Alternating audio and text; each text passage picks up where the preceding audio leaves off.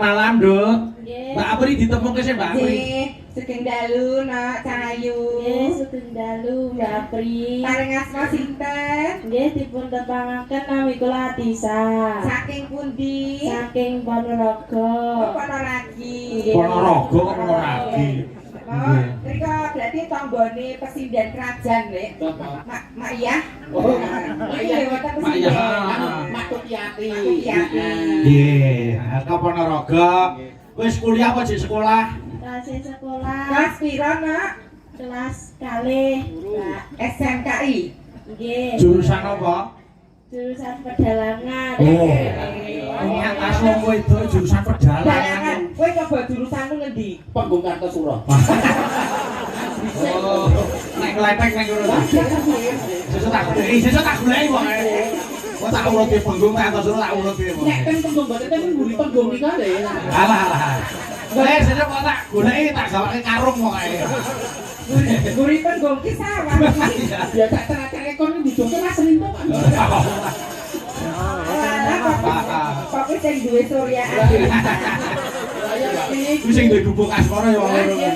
Anto dijak kok ayo milih sedulurku nek mertamu mung 3 jam lho. Mertamu kok mung 3 jam. Nah, Atisya saking Ponorogo cek kelas loro SMKI jurusan pedalangan. Pedalangan. Muga-muga dadi dalang kondang ya toh. Dalang putri saka Ponorogo sing sukses. Amin. Semangat ya, Nok. Aja nulat Mbak Apri. Ning nulat kok begini. Piye sing ditulat apamu? Coba piye sing ditulat apane? Nek babakan pasukan sapa to lerake nggo karo Apri? Nek babakan budi pekerti ganggu kan nyun sewu.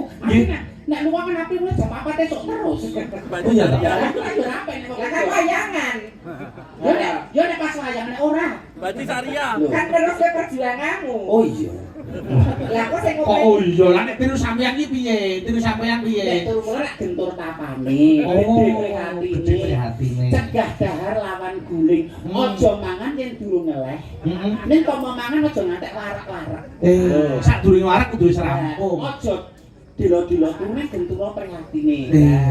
Lah enake mangan apa to? Hah? Enake mangane mangan apa? Mangan apa ya? Aja mancing to, Pri. Apa pasti terus. Kok sik to? Lah iya nek wong kan kowe nek iki mangan apa kan ya kudu jletreke bocah iki gen tiru. Ngono lho. Mangan kae nek sithik kae nek sing barang sing halal. Ya. Soale nek mangan barang haram, kelebone ngawak ning nggon getih dadi getih sing ala dadi bocah sing merusak kandang-kandane angel. Iya. Nggih. Diulangi ibadah kok sik angel. Oh, jebulane aku gak kandang pangan anakku tatutan barang sing haram. Lah wis ngaruh.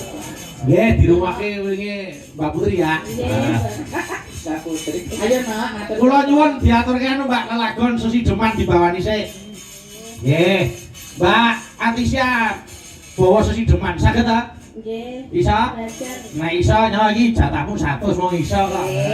Lomo tenan ya Iya. dari ini. Mbak Pun. Mbak Apri saged? Saged 100. Cuma kok mboten saged iki. Ya Mbak Mimin di sana. Kaget. Coba. Jajal, kaya apa nek iso. Kan kok buktian sih. Oh iya no. Kabeh iki ana buktine. Boten waton ngomong. Ayo. Aja nganti paribasane anu jenenge krikete rong metu kok sapa kayane. Wis ra entuk. Ora kono aku ya. Coba. Mangga kaya ngapa suarane Mbak Mimin dirasake sik. Ya Nduk Atisa di anu dimirengke. Iki pesinden tus sing pesinden kuwi lho. Pesinden tus ya iki. Ora kudu kaya aku ya, Nduk. Nek Nggih. ora teknike iso dicontoh. Nggih. Monggo kawiwitan, Bu. Wong sewu budar sini. Allah saja. Pak Pramono kok mboten. Ya teknike disawang, nek ngoro wedok sikile dikempit. Sampai tahu. Kok bledor. Ya waton perintah, dan waton perintah resikone kula lho. Ora.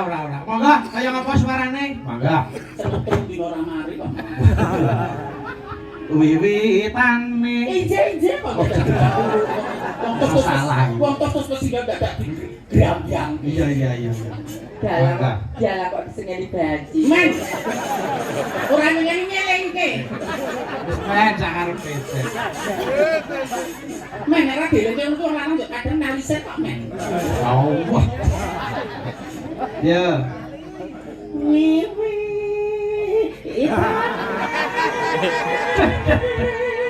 Nganggo dudut tak wiwit. Cengkok iki cengkok tale. Lagi sing diarani cengkok talak muntir iki.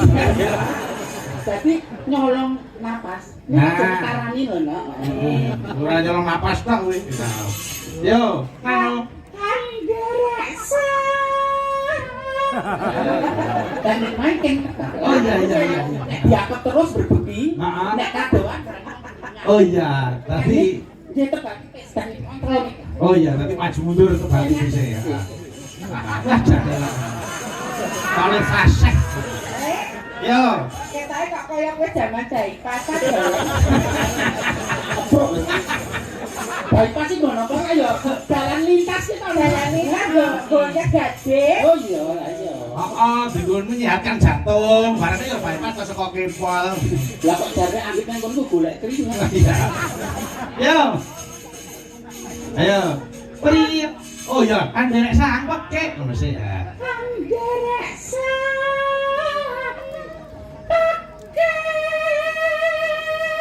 Nah, nek gregel kudu aku gedek ngono sirahe. Anjir, kok ndak jadi patung kok gede-gede suaranya apa? Iya. Visualnya pun tidak ketinggal. Iya, Nek coba. Nek disen mung audio tok, nek Ah, saiki visuale. visuale. Mula presiden kudu gelem di awak Iya. lah nek disaliro. Yo, doa Tisha coba. Ben dimirengke suaramu karo iki tus-tuse sinden iki. Men beda sing agak pelajaran karo sing senior aja mak dadi biji korban iso ya. Macet tenan. Ben dirungake leluhur dhewe. Nano, ya Nduk. Priya.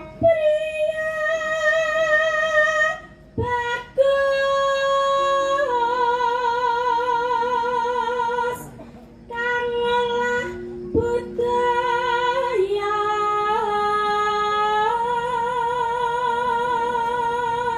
Lanjut. Nano sowan marang Sowan menyang kutha gedhe.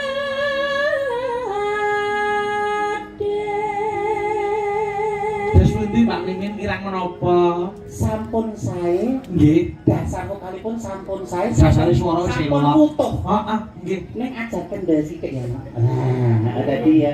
Ayu etuk ning aja kemayu, kendel etuk ning aja kemendel. Iki ngomong ke awakmu dhewe ya. Yo, Mbak Apri. Sendiri terus kayunya. Suarane kok tak tambahi 50. Ya. Ya. Men saya ini apa dereng lho. Eh? Dereng aku lho. Menapa? Dipangi bonus dereng. Oh, dereng. Ora lagi contoh. Oh, gitu. Durung wayahe. Tuh nek nonton nek senior ki babakan duit ora mudoke kok pri. Nah, ora kudu. Kok kula nyecuk ora sombong ora takkan. Nggih, heeh. Ya saiki alhamdulillah aku tiru ning dikake bangun. Bener lho historiku. Nggih, heeh. Iya. Bangun. Torika mak kalau nggih umum kok fasilitas umum kok. Wah, iya hebat. Kalau jadi alhamdulillah ya cukup. Nggih. Mobil ya papat. Nyun sewu lho. Iya. Nyun sewu. Hebat tenan iki. Mobil papat. Ya sing setunggal niku Alphard. Apa? Wah, yo elok kuwi. Ning dhuwure enten lampune abang.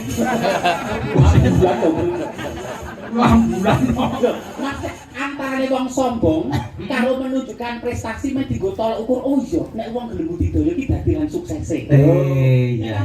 Sing rasane ki darani sombong. Nek kanggo wong sing atine sik oh iya ternyata acak-acase meniku pedok golek tangan dhewe. Iya, mandiri. Heeh. Ya iki sing diarani umuk alus. Ora dadi umpama senior ki dhuwit ora perlu ya, Mbak. Wah, jane cek 100 hartake malah gleleng. Oh, mboten kudu nek kira-kira dan mboten ikhlas mboten. Mboten sah. Ora kudu piye lho. Mbok sing sabar kok terus nesu. Lanjut, Mbak Apri. Omong aku lek ning kuwi ngopon aku moto duiten. Apa elen aku arep pindah ning lokasi omah kali potes ya iso. Wih, iya.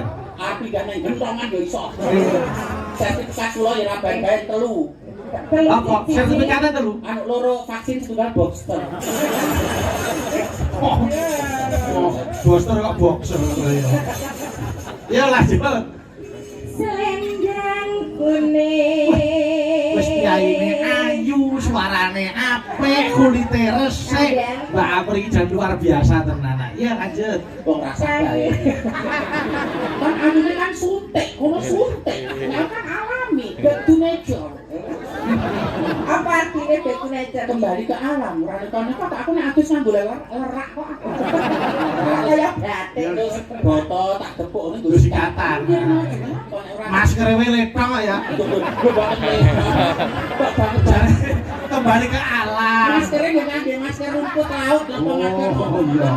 Barang Letak aku maskeran. Letak aku maskeran.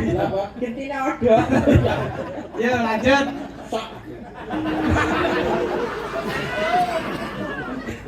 Jadi Niki semang dabak-dabak Mbak Apri ada dugi ya Mbak Apri. Niki semang dabak-dabak sudah.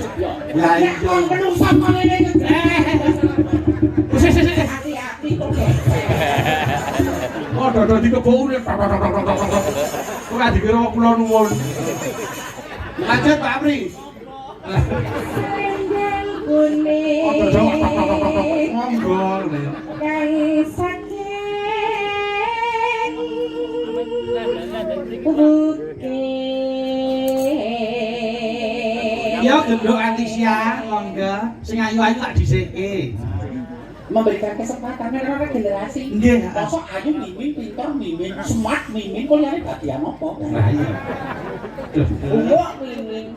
Lanang mimin. Lanjut.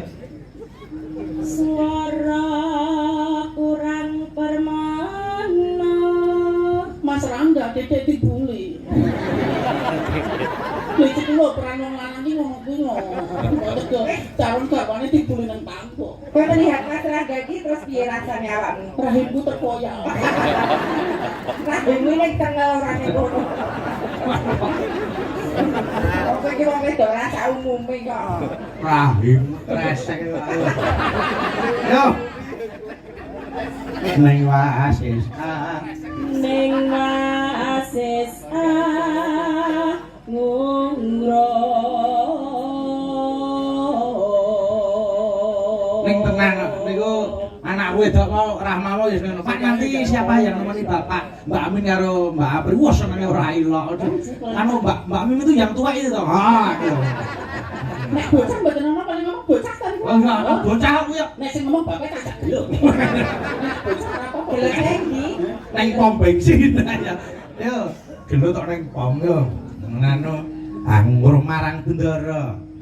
Ngungro marang bendara. Ya sules ya. Pijer ngintangake ale. Yo, mangga. Bagian kula. Apa? Lah iki kelas iki kan juara biasa. Lah coba manywara. Ayo. Terus Kula kuwi lho. Wong senengane kok ajare nyewara mbok sing apik. Apik.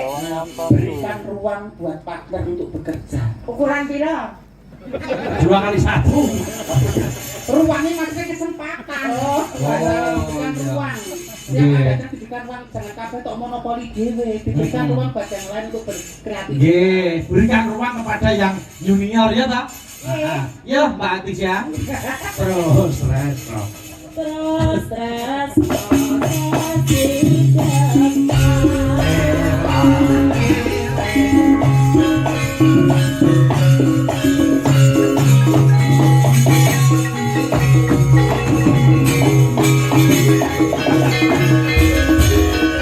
Ya, Mbak.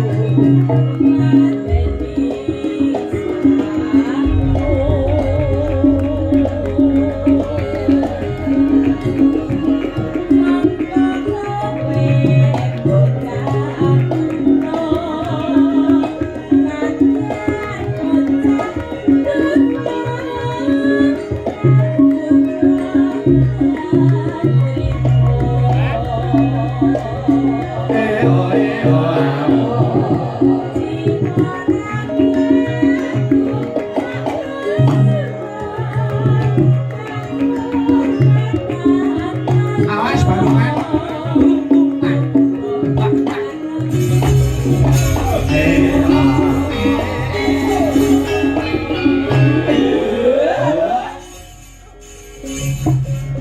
Oh.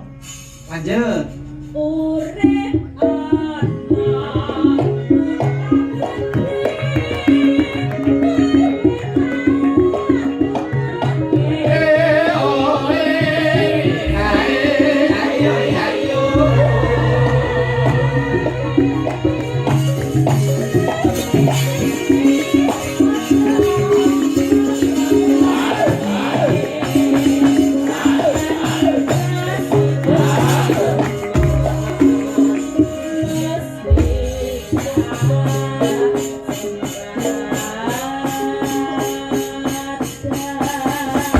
Matur sumanuwun sampun dipun aturaken menika sesideman sing bawa nduk Atisya karo Mbak Apri.